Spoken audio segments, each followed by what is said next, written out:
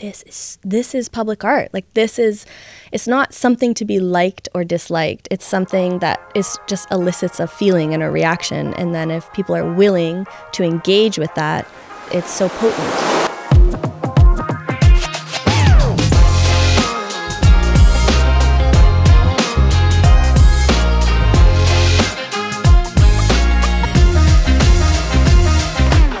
Welcome back to Radio Juxtapoz. My name is Doug Gillen, and today you join me from Belgium's Crystal Ship Festival, asking Canadian artist Katie Green the question, what do we expect from public art?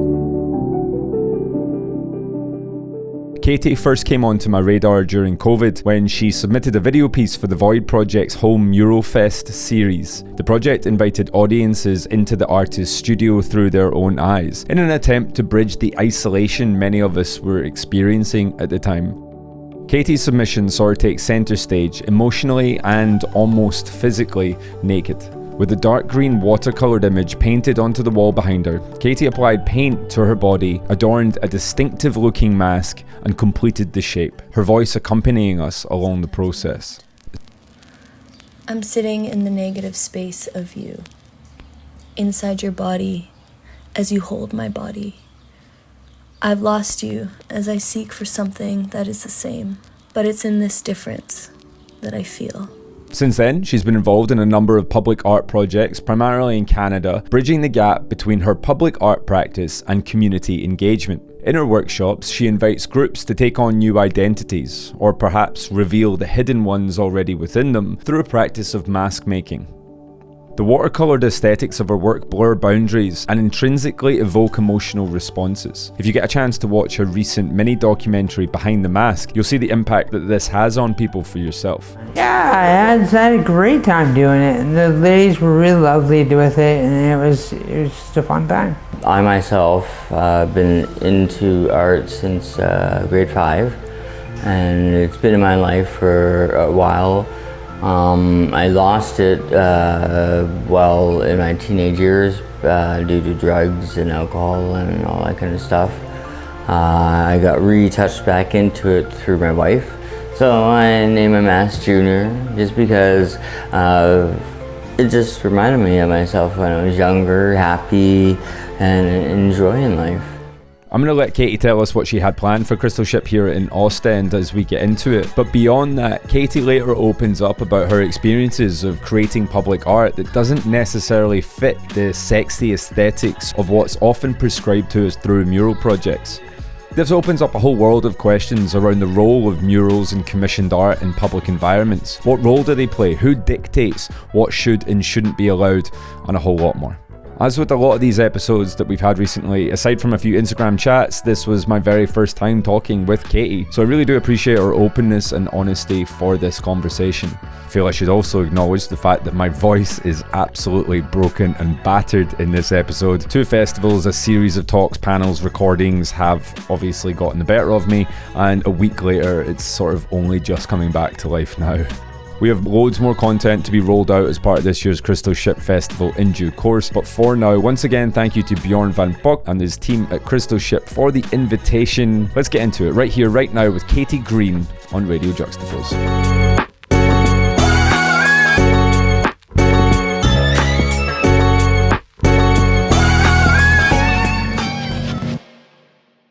Katie Green, Radio Juxtapoz. Here we are. Interview one, take one. That was, quite the setup. I've come this far. At least hit record. Come on. This is the real behind the scenes of making a podcast right now. Yeah. Wow. It's fucking shit. You're doing a great job. Oh my God, that's when you know when. Look at someone, that shot. Look at that shot. You know when someone has to look at the depth. You know when someone tells you that you're doing a great job, you're doing a terrible job. That's like, oh, you're doing a great job, buddy. You're doing really good. God, I've never felt so demoralized. Let's start with a really obvious question. Where are we and what are we doing? Yeah. So we're in Ostend, Belgium, at the Crystal Ship. I'm here painting a mural and hosting workshops and part of the festival. So we can unpack that a little bit further though. Like specifically, where are we in this process? What have you done so far? So I've been here for about a week, and I've finished the first half of my project, which is a community-facilitated mask making process, working with a group of participants. And so we're building masks, essentially, and then the second phase is the mural installation. So what was that experience like, building masks? It was amazing. It's like a process that's like very deep to my heart. I started building masks in like 2018 when I was at a residency, and was like really not sure what I wanted to be making. I felt like I was in a really like sticky place in my artistic practice. And I started making these, like, I call them like character paintings or like persona portraits, but they're like acrylic paintings on paper. And then I started making those into masks as sort of like a therapeutic process for myself. But I've transitioned that process more into my mural making and including other participants in the mask making process. So tell me about, I mean, there's obviously 100 different avenues of things I want to pick up on that, but tell me about specifically this group that you had here. What were they like? What were the reactions like? And what do you think it is about this process that interests you as much as it interests them? I always find incorporating this mask making process into a new place is really fascinating, because I get a little nervous, like coming in and meeting a new group of people and like jumping into such an intimate process right away. But it was cool. Like the festival found the organization that I could partner with, found the participants, and then I was able to partner with an organization called Breek that works with disabled folks who have different disabilities, whether it's physical or cognitive, and they have sort of like a cohort of people who work together and create art every week. And so I was able to come in and host this workshop with them and do the process with them over the span of like 4 days. You could call it an intimate process. In what way? Well, I think that the whole workshop process is sort of like, it is like an art therapeutic process. I'm learning that more and more as I do it. I can kind of just like break down like the whole process of how it starts, but I bring in... We got time. Yeah. We got all it's the time. It's easier if I like break it down. I told you, Katie, I had a few beers last night, so you're going to have to do the heavy lifting on this one today. My questions are going to be strictly 4 words. No, you gotta help me. So I mentioned kind of earlier, I started with these portrait paintings at a residency, and I was in just like, I was at this residency, I was there for a month, there was like 50 other artists there.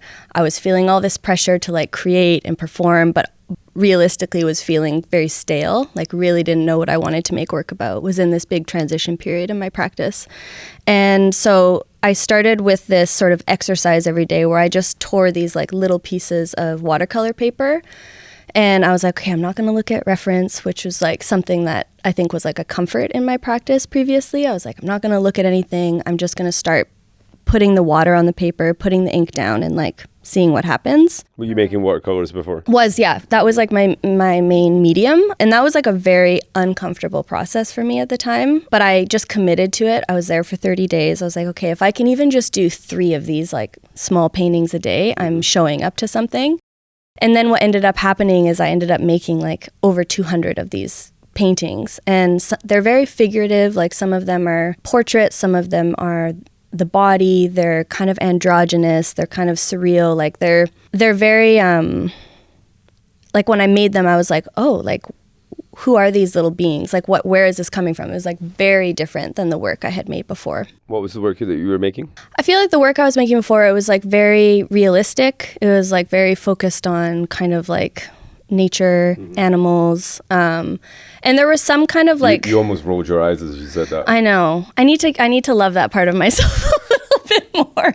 But you know, like these chapters you have in your life, I think like it served its purpose. It got me to where I am now, but it just didn't feel as authentic as the work that I'm making now. Do you mean authentically you, or do you feel that just the art serving a better purpose? Both. I think authentically me, like when I started making these little paintings, I was even just taking away the reliability on reference and just seeing like, even if I thought it was a ugly painting or I thought it wasn't working or whatever these, you know, ideas are about good and bad art. But when I started making it, it was like, okay, this is mine. This came from somewhere inside me.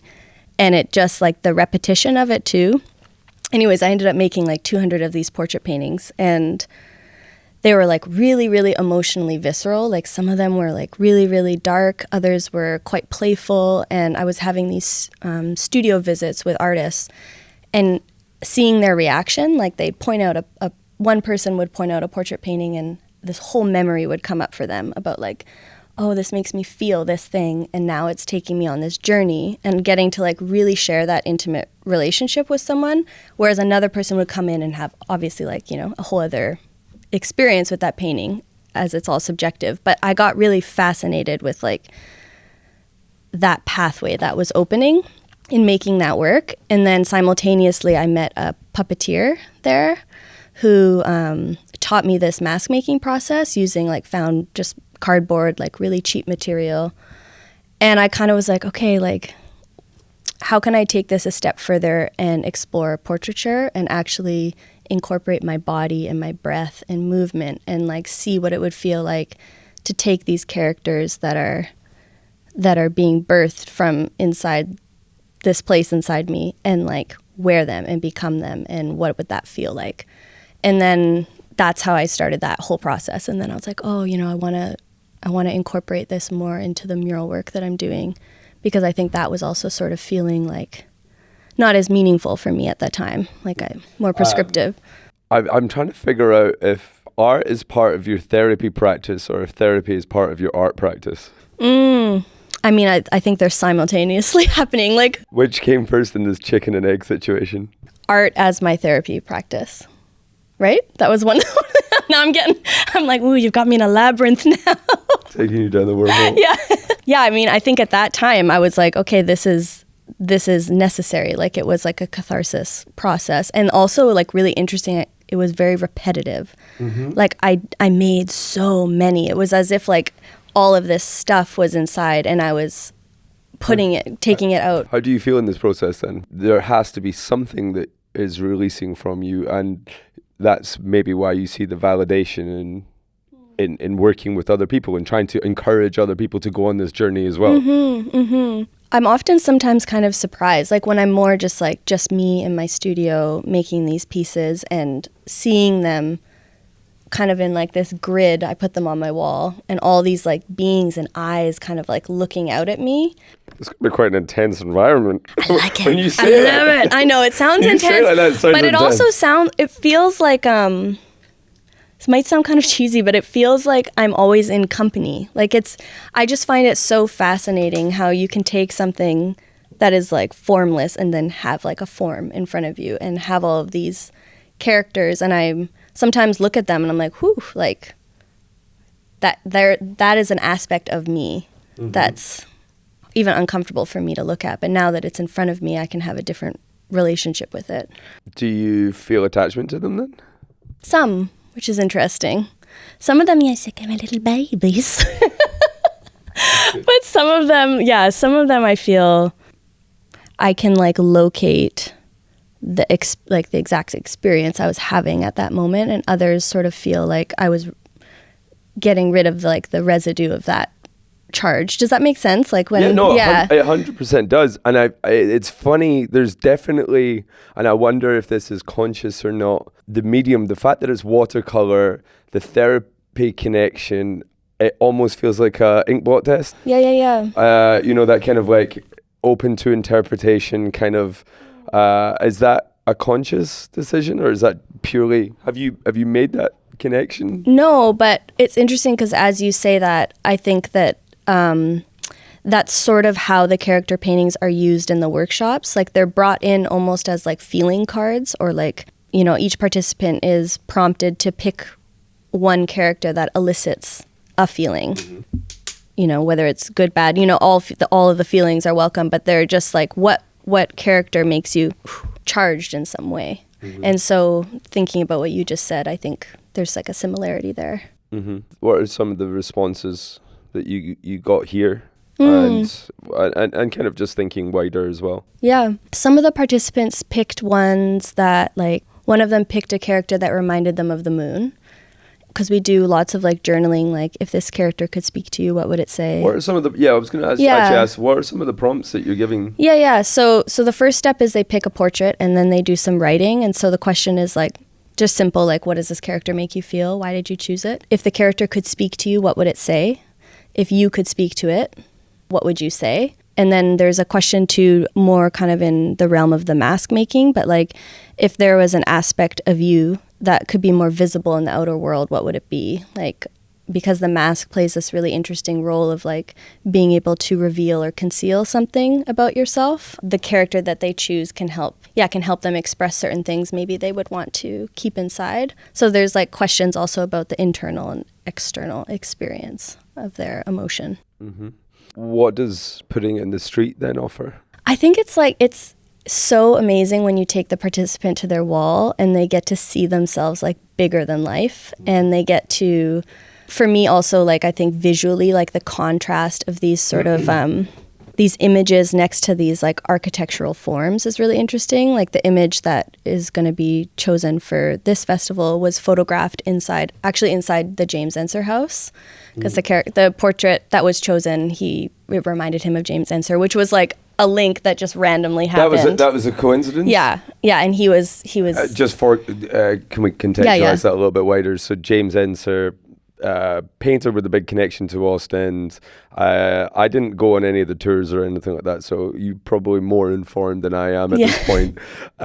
But loosely tied is the overarching theme of the festival. So all the artists in some way have had to think about his work, his life, and him as a person, and try to incorporate that into some degree. I don't believe it's been too enforced. No, which is nice. To some degree about how that will then connect to the work that they're putting up in the public space. So and I think I was selected particularly for this year because James Ensor explored a lot of masks in his work, and so that was sort of going to be the integration, was the mask making. That's a solid bit of curation there from Bjorn, actually. You did good. No, that is it's good. Good shout out Bjorn on that one. But this participant just happened to make their mask about James Ensor. It was really interesting. And then another question is like more about the character development and the environment, and like, what's a typical day for your character? What are their likes and dislikes? And then that sort of starts to evolve into like what the person might want to wear or how they might want to be photographed. And so when we were doing those reflections, he kept talking about James Ensor, and it was really interesting. He kept saying like he kept talking about James Ensor's spirit, which was really interesting. Okay. Wow. That's as soon as you start saying spirit, that's like you're taking it to a higher place. But that's what I find so fascinating, is it's like you can never know what is going to be like revealed in these workshops, or like I just find it so fascinating. But he kept saying like when we were in James Ensor's house, he was just like, oh yeah, his spirit watches me, is what he said.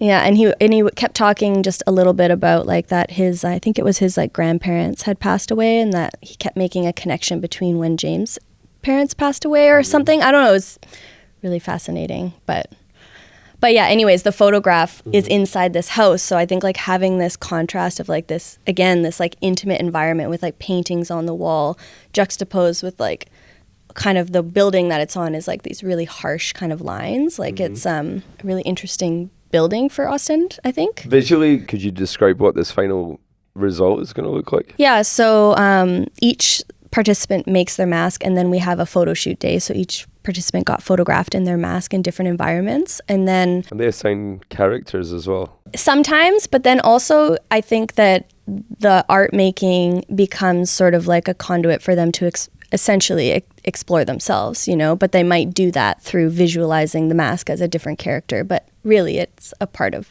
them, especially when you read like some of the answers to the questions. But this one's interesting. Yeah, it's like he almost wanted to become James Ensor, and he wanted to be like photographed in his house and like the intimacy of that. So yeah, real fan.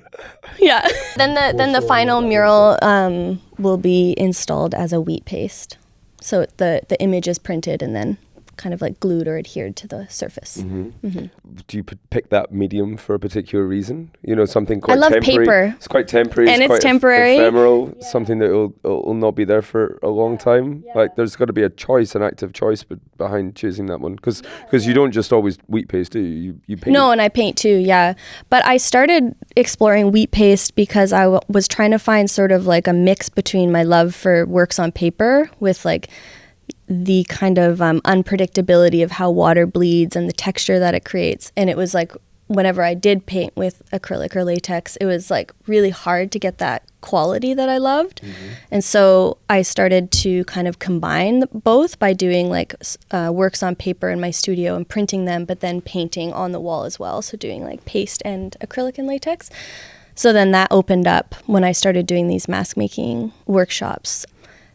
I just also love working with paper. Also, something I found really interesting about the wheat paste is because the mask itself is like a painted, handmade object, on the wall, it almost looks like it is painted, but then you look at the hands of the person and they're like hyper realistic, and it's sort of like, it's this really interesting kind of like disorienting feeling. And that was something when I did the first install, I was like, ooh, I love that depth that's happening.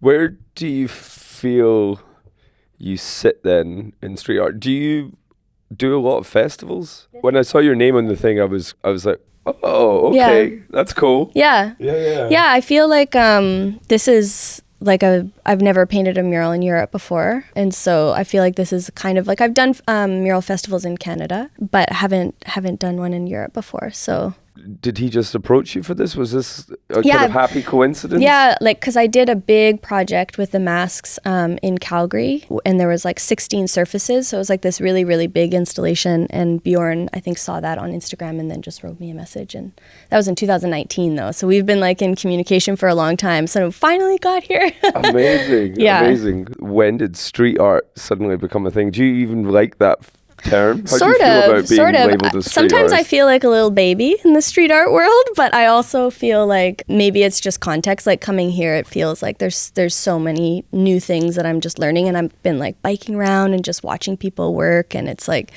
it's so incredible. But I think a lot of the work I do is sort of unseen, because it's like a lot of it's workshops, a lot of it's like doing these participatory kind of experiences that don't always result in a mural, but when they do, it's really exciting that can happen. I feel like coming here, it's opening up more doors for me. I think it's really exciting.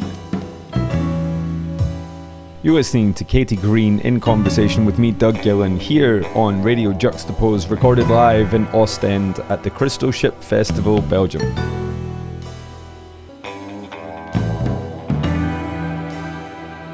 One of the things that you kind of touched on earlier was, maybe your art at that point not feeling authentic. And do you think that reflects the wider scene, the street art scene, or festivals, or art in public spaces, whatever we're going to call it? Do you think it's achieving more of what it could, or enough of what it could?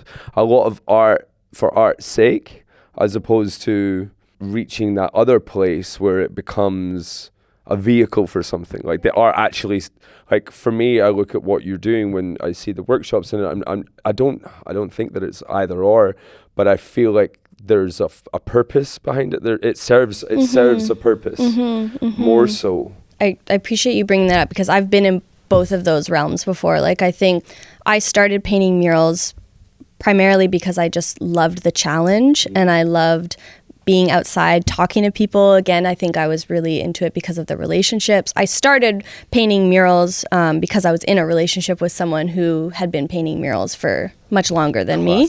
Classic. Yeah. But that's what happens. You meet someone, you're like, oh shit, holy, like I want to try this, and so that's what I did. But I did notice as I was making murals, sometimes in a lot of like the calls, or there would be like, we want to engage the community. And that always felt really like, well, how do you actually do that? And I definitely did the thing where like, a survey got made and you send it out to the neighborhood association, and like, who knows who, actually fills it out. But it's like, oh, then you just check this box of like, oh, I engaged the community. But you didn't, right? And so you see so much of that. Yeah, and it's hard because it's like, it's a really good conversation, because like, what is even the term like meaningful engagement, like what does that actually mean, And so I think it was such a blessing that I had just this really, what at the time felt like an awful experience at this residency. Which residency? No, This was, yeah. Hang on. Sorry, I'm directly Are you asked even to listening? shit on the person. so Yeah, which one was that? Yeah. Oh my God. But yeah, I feel like it was just like a blessing. I feel like at the time I wouldn't have been able to tell that that time would have pivoted into something that actually like feels so integrated and so meaningful. Where like the mural is amazing and I love doing it, and I like genuinely think it's like I want to do more and more of that, but I also am like, like when I go home, it's like I think about the relationships I made in the workshops. I think about the people that I worked with. That's like the part that I'm just like, oh yeah, that's the legacy of the piece, or the longevity of that experience. I think for a lot of people, that's why they do this. And especially if you look at some of the younger ones that are, sort of like not the ones that have been doing it for 10, 20 years, it is that the lifestyle that comes with it. It's so people-based, it's so engaging, it's amazing going around getting to see other cultures, but there is that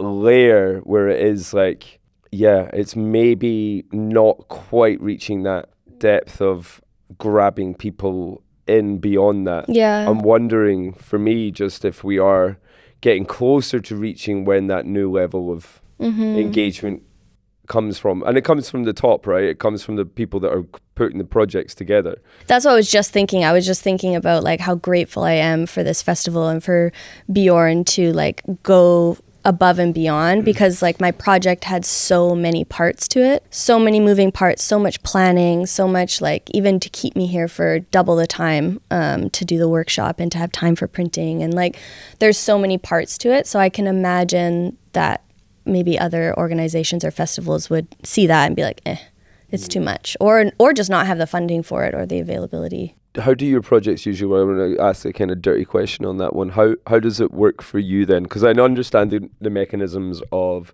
a mural artist or a fine art painter.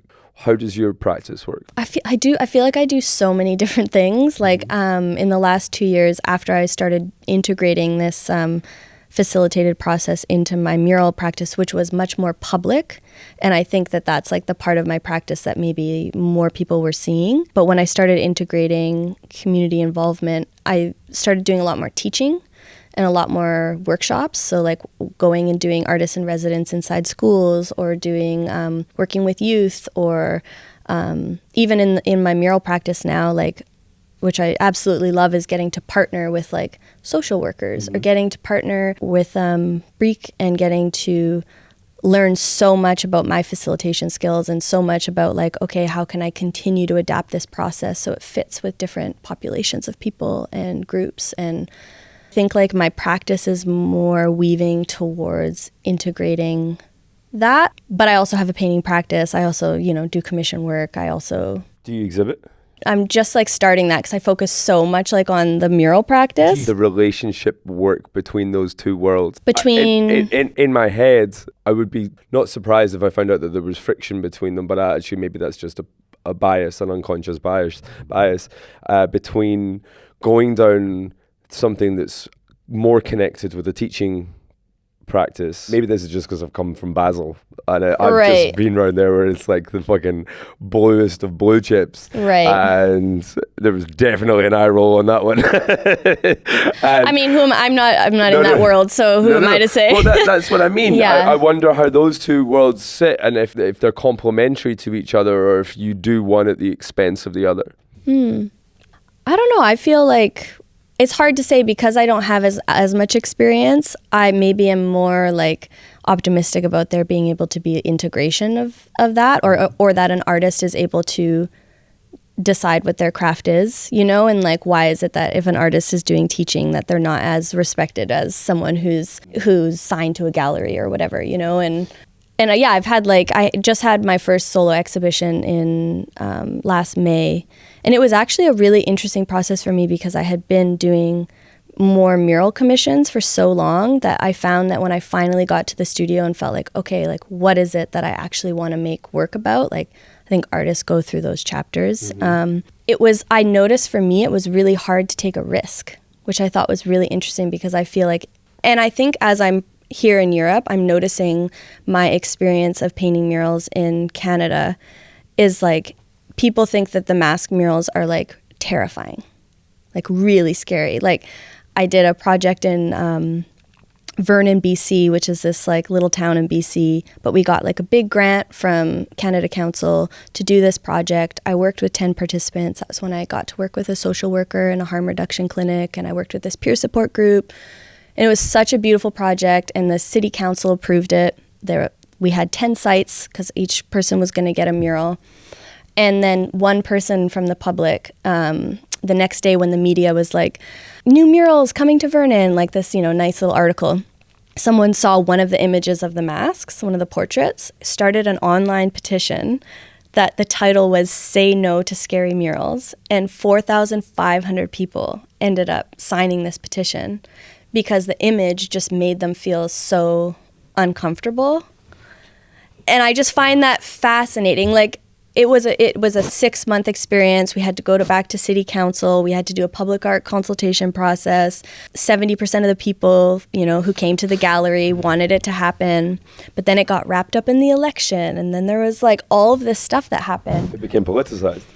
Which I actually found really fascinating to just like, to see how an image there was so much efforting to have this image not go up. That it actually made more noise and made more impact than if it had just been there and people would have left it alone. Yeah. Yeah, but and so like my experience, like I did this installation in Calgary and it was up for 3 years with the masks, and I used to just go sit down and listen to people, because people would like stop on their bikes and just be like, what is this? Like, it just like, or just like, this is so creepy. That's like the main kind of thing that I get. But also then I would listen, and like the people who wanted to stop and actually engage with the experience that they were having, the conversation was so fascinating. Like, oh, it's making me feel this. Why is it making me feel this or this? Like, keep picking at that because you're about to have a breakthrough. Yeah, like, come on, like just ask a question, get curious about it. Whereas that experience in Vernon was so fascinating because I was like, wow, like this is so much efforting for someone to avoid the discomfort that they're feeling. It's such a reflection of how self-involved. Maybe it's not. I'm trying to figure out how to structure this thought. When you see someone will post content, right, and they're like, and people will comment on something like, this doesn't please me. This isn't tailored exactly to my needs. Why am I seeing this? Or why do you make this? And it's like, bro, just keep scrolling. Like, it's cool. You're gonna see something that's tailored to your needs soon enough. Like, don't worry. Yeah. And it's kind of like that same thing with the mural. It's like, why does this mural not completely satisfy me as an individual? Yeah, and I also find it really fascinating too, because I'm like, I never got to meet the person who started that petition, but I was like, what would you say to that person? Oh God, I don't know. I'd probably just be like, how are you feeling? Like, what is up? Come sit on the couch. Like, why, you want to make a mask? Like, if anyone needs a workshop. Yeah, that person. But it's also really something I think I learned more about in that process too, is it's like, murals are so interesting because they change an environment so drastically. If a person's walking along a street every day, they go to work this route, or they see this wall, or it's like a big part of their environment or their experience, then you change that environment. It's almost like you're changing their sense of self, or their sense of how they experience themselves in that environment. And then that's when I feel like if the image doesn't fit their sense of self or how they feel in that environment, then it becomes really upsetting. Because sometimes, public art is like not a very consensual experience for a lot of people if they don't like public art, It's like they don't have a say in when it happened or why, and that wall or that, they might not even know that wall is like a part of this whole kind of like chemistry of their experience. I absolutely love everything that you've just said, and I just think that there's a way of thinking in there, and I'm wondering if it is just naturally the way that you are aligned and the way that you think about things, or if this has been a conscious practice and a conscious effort to think about things in that way. I don't want to say therapy talk, but it feels like there's an inward looking evaluation that comes, that I've only just started. I started and then dropped off. I started therapy. just in that process of going to therapy, and then, you know, all the reading that kind of I was taking on after that, it just completely changed the language I was using about certain things and the way that I was thinking about these things. And I wonder if this is just part of growing up in Calgary, and that's the way that it is because it's Canada. I don't think so. I mean, I've been going to therapy for like over 10 years. Uh-huh. So it's like just a big part of my world. So I think it's like part of my constitution to like continually be inner reflecting, or like even with that process in Vernon, you know, I think that could have been a really awful experience for me as an artist, and you know, there were moments that were like, because the whole project didn't end up happening, all this stuff, getting a lot of people talking trash about your art. But at the same time, it's like, okay, I can either choose to ask questions, take agency over my own experience of what's happening, and then like pivot it into something. Also learn that like, wow, after all of that, I still want to do it. Like I still really believe in this process, and also just a fascination with people. I think I'm fascinated. Like when I think about a person who made that petition, I'm like, all I want to do is just sit beside them. Or like when someone goes by a mural, maybe it is just Calgary again, it's a pretty conservative place, but like when people go past a mural that I've been painting, they'll just like, I've had people just be like, this is so ugly, or like, really? Yeah. And of course, I'm highlighting those experiences. There's also incredible experiences where people are like, you know, you're having beautiful connections, but yeah, like, and all I want to do is like get down from the scaffold and go and like talk to the person, but that person never wants to engage beyond that point. They just leave. Has that ever affected the work that you make? Or do you dig in and fucking make it uglier? Well, I'm like, what is ugly? I think it's really interesting because I'm like, oh wow, if this piece is making you feel that strongly, then it's working. Whether or not it's ugly or whatever they think about it. I'm more interested in like the reaction that the person is having, to the point where they feel like they need to yell it out. Like I'm so fascinated. I mean, I genuinely haven't heard anyone say that before. I think I'm, yeah. I'm wondering if it's just because everyone else gets it all the time, but they just keep it to themselves. Yeah, or if I find it really interesting.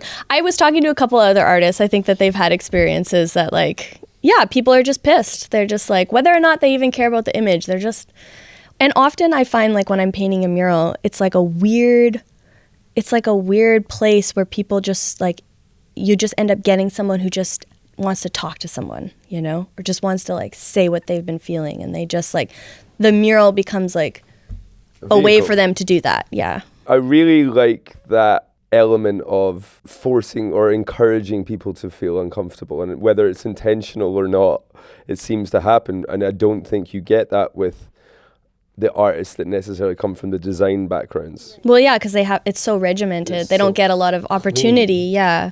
I think that's maybe what I feel is often missing from the scene. There's a few themes that I don't think we address really well enough in you know, quote unquote street art. I think death doesn't come up nearly enough. Yeah, I'm curious what. I think I really don't see portrayals of death in public art or an attempt to engage with that theme, and I think that that's such a hugely missing part of even just our actual culture. And I think that's a direct reflection of Western culture, where we don't actually engage with death.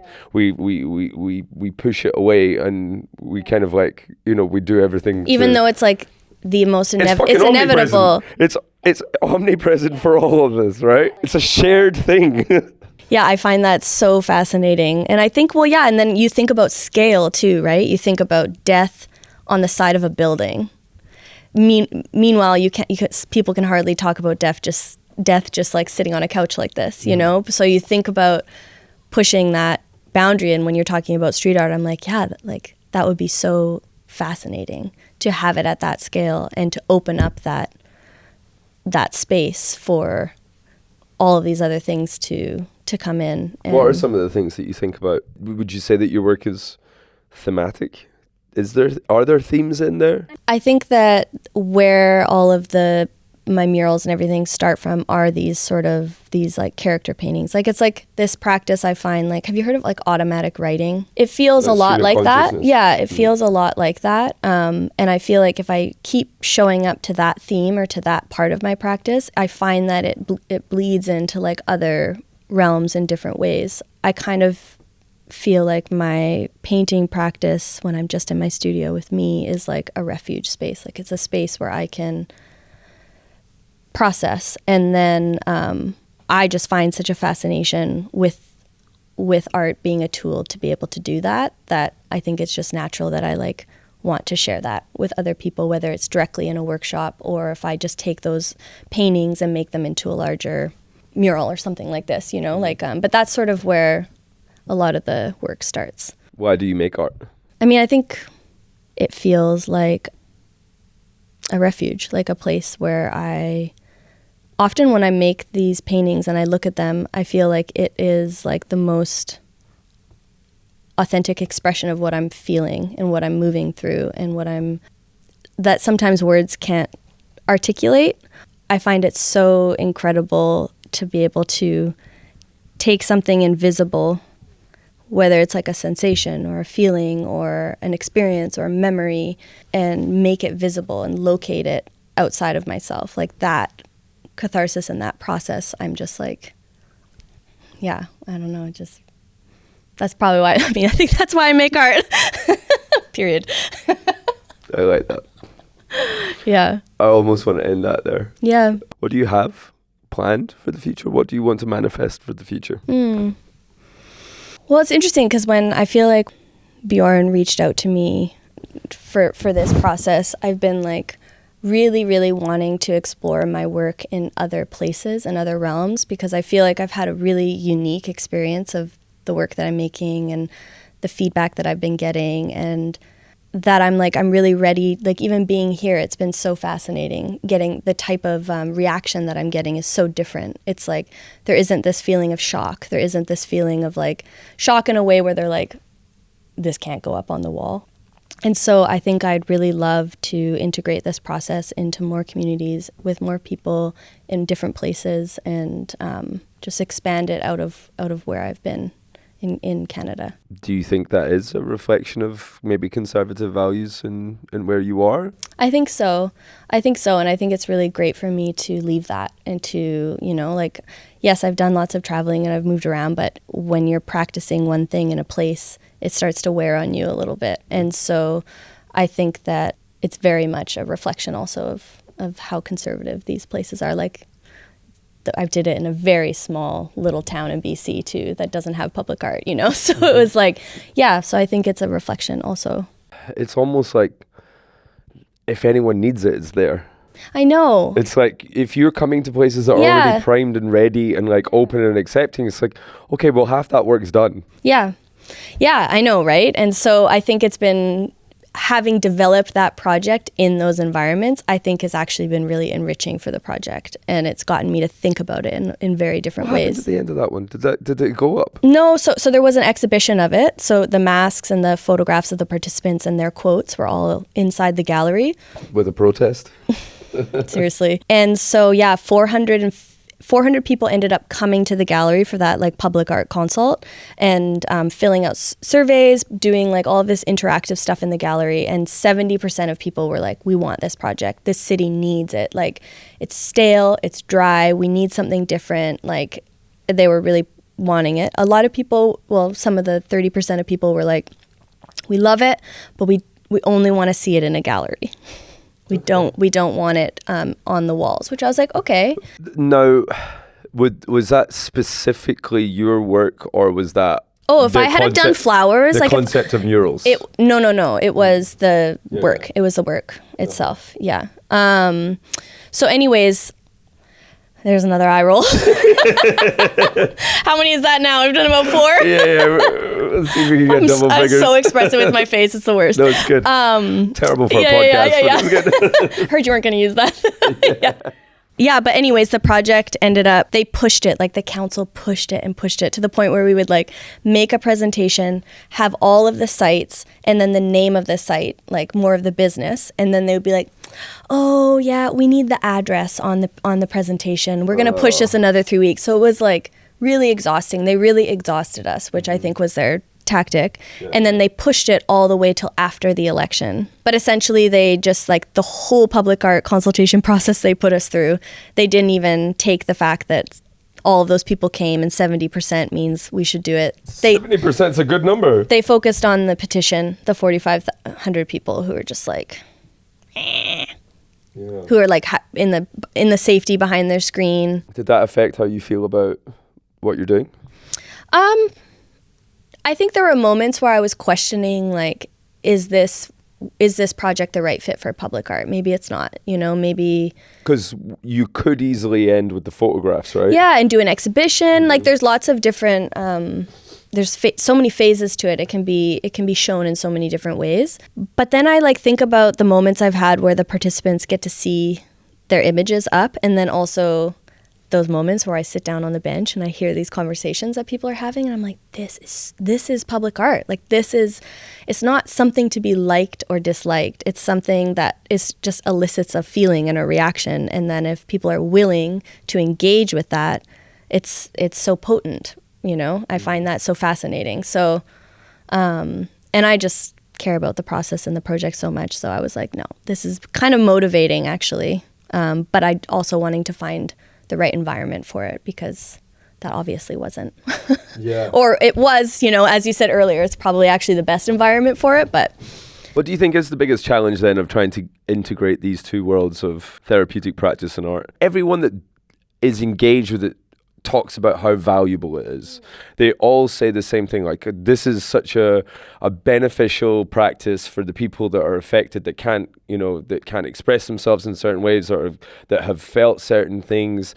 It seems to be like clear cut, but it's still kind of niche. Yeah. It's still kind of like undervalued, and it's not really there. So what do you see as the biggest challenge in kind of getting those two worlds to really be a bigger part of our society? Mm-hmm. It's interesting because like the first thing that comes up is like time.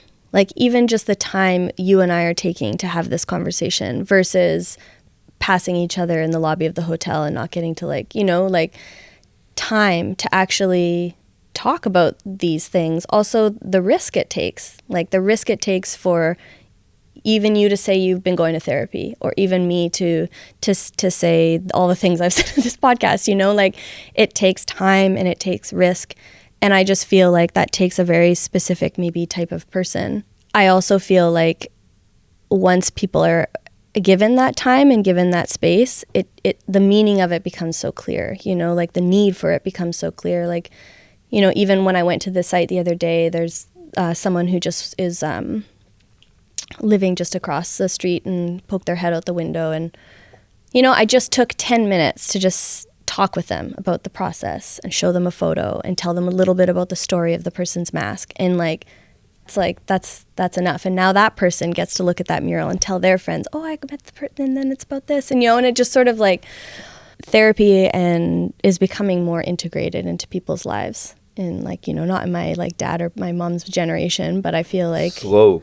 It's really slow. I've tried to make that conscious decision to vocalize it, because I think there's still an element of stigma around it, even though we've come so far. And I think mental health is it's pertinent in today's society, particularly post-COVID. But actually, I think, it's that next level of, everyone's looking after like that kind of lip service to actually like, hey, what are you doing? Yeah. What are you actually doing to fix this shit? Yeah. 'Cause we all fucking need it. Yeah, we all need it. And it's like, once it's fucking uncomfortable. It doesn't feel good. It's, it's like, it's really, it can feel really intense, but also like for me at least, like it's allowed me to interact with my life and the people in my life in much richer and deeper ways.